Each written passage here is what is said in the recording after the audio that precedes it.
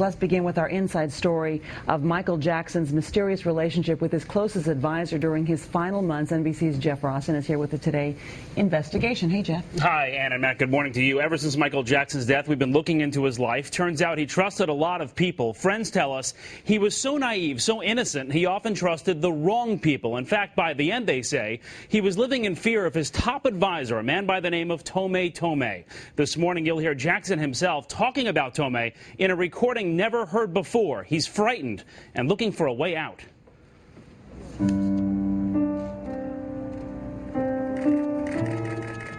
At a time when Michael Jackson wore masks everywhere and virtually hid from the world, there was one man who made his way in. Tohme Tohme had an all-access pass to Jackson's life. Did Michael Jackson trust the wrong people? A lot of times in life he did. Frank DeLeo was Michael's longtime friend and served as his manager during the Thriller days. What did Michael tell you that Tohme was doing? He said he's trying to say who I can see and where I can see them, and he said, I don't like it. He had taken over Michael's complete life. He had taken over. June Gatlin was Michael's spiritual advisor. Michael was deathly afraid of him. That's an excellent word, deathly afraid. What was Michael afraid of?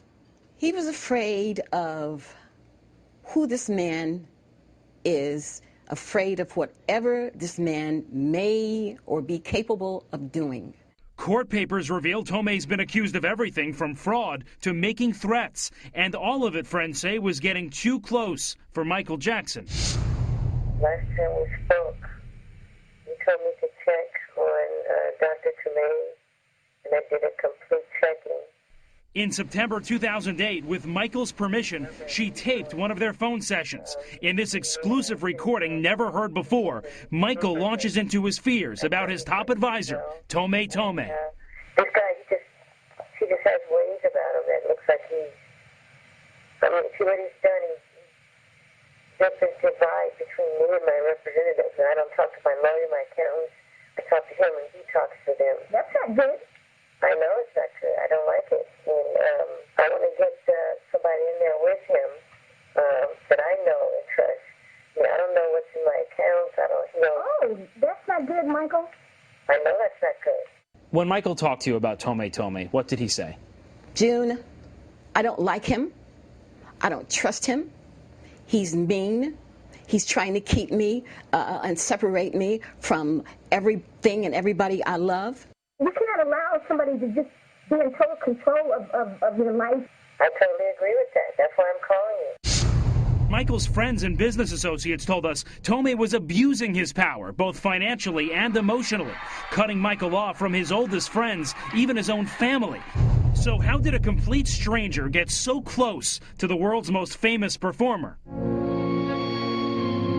It was the summer of 2008. Friends say Michael Jackson was frail and depressed. It had been 7 years since his last original hit. Jackson had hundreds of millions of dollars of debt and was in danger of losing Neverland. Things were bad. That's when his brother Jermaine introduced Michael to Tohme, a wealthy businessman who promised to pull Michael out of his financial spiral. Tohme spoke with Matt just 2 weeks after Michael's death.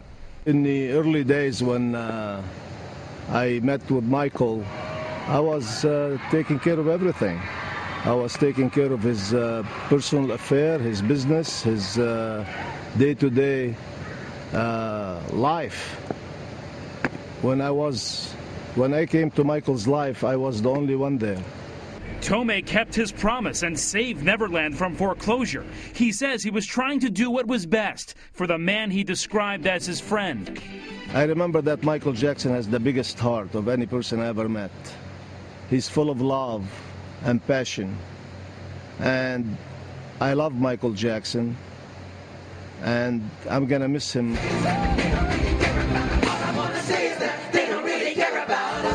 He also negotiated Jackson's comeback tour with AEG, but behind the scenes, Tohme was plagued with problems. NBC News has obtained hundreds of pages of court documents from the 1990s detailing allegations of fraudulent real estate loans against Tohme. He resolved the suits before they went to trial without ever admitting any liability. He goes by Dr. Tohme, but he isn't licensed to practice medicine in any of the states he's lived in. Tohme has claimed he's an ambassador at large for the country of Senegal. We checked with the Senegalese embassy in Washington. They've never heard of him.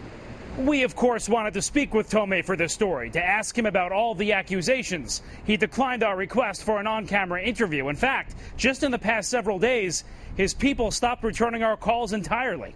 How much control did Tohme Tohme have over Michael Jackson's finances? He had pretty much complete control. In what way? He had checking accounts. He was having money put into the accounts. He was signing checks. He was signing checks for Michael Jackson? Yeah. And Michael allowed that? He gave him the power to do it. The final straw came just months before Michael's death, as he announced his London concerts. A happy moment with drama backstage. Michael's personal possessions were up for auction, and Tohme got into a dispute with the auctioneers. In court papers obtained by NBC News, the auctioneer said Tohme's people actually threatened their lives, saying there will be bloodshed. Tohme denies ever telling anyone to say that, but it was enough for Michael Jackson to sever ties with the man who ran his life. He said, I don't speak to Tohme. I don't want to deal with Tohme. What do we do from here? I have to write him a letter. So you let everybody know Tohme Tohme and Michael Jackson aren't together anymore. Right. This is the letter written on May 5th, 2009, signed by Michael Jackson himself. It says, Dr. Tohme R. Tohme is no longer authorized to represent me. But friends say Tohme didn't take the hint. He kept trying to do business on Michael's behalf. The day of Michael's death, he was at the hospital. If you please, there will be no question. And weeks after Michael died, he said this to Matt. I'm still in charge of Michael's Jackson's business. Till otherwise I am informed not to do so.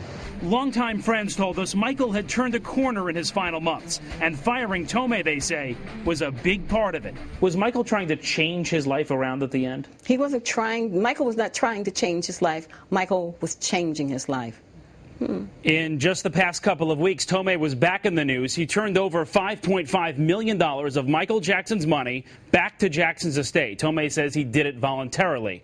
While he refused to speak on camera, Tohme told us off camera the truth about everything will come out. But, Ann, he wouldn't elaborate on what the truth is or when it will come out. You also, by the way, Jeff, also have some information about the latest in the investigation about Michael Jackson's doctors. Right, as you know, investigators are looking into the doctors. Dr. Conrad Murray remains the focus of the manslaughter investigation, but NBC News has now learned that the DEA is considering federal sanctions, administrative action really, against Jackson's dermatologist, Dr. Arnie Klein.